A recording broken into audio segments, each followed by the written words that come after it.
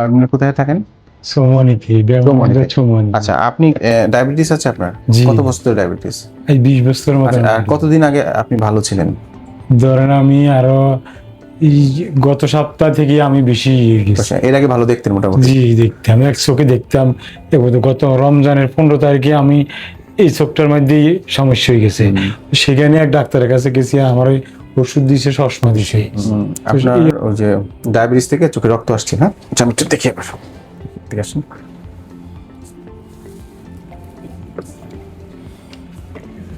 আচ্ছা, আপনার যে সমস্যাটা হয়েছে আমি বলি, সেটা হচ্ছে আপনার চোখ ভালো ছিল, হ্যাঁ? জি। তো ডায়াবেটিস থেকে চোখে রক্ত চলে আসছে। তো ডায়াবেটিস হলে চোখে রক্তক্ষরণ হয়। আপনি কি আগে চোখ দেখাতেন কখন নিয়মিত? জি না। ডায়াবেটিস হলে নিয়মিত চোখ দেখাতে হয়, প্রতি 6 মাসে একবার চোখ দেখাতে হয়, না হলে চোখের মধ্যে রক্ত চলে আসে। তো ওনার এখন যেটা হচ্ছে 2 চোখে রক্ত চলে আসছে, রক্ত একদম ভরে গেছে। তো এই সমস্ত ক্ষেত্রে অপারেশন করে ফেলতে হবে এখন। কিন্তু উনি যদি আগে থেকে দেখাইতো, তাহলে আমরা হয়তো বা অল্প রক্ত থাকলে ইনজেকশন বা লেজার করে দেওয়া যেত। কিন্তু ওনার এখন যে অবস্থা, এই অবস্থায় ইনজেকশন লেজার কোনোটাই কাজ করবে না।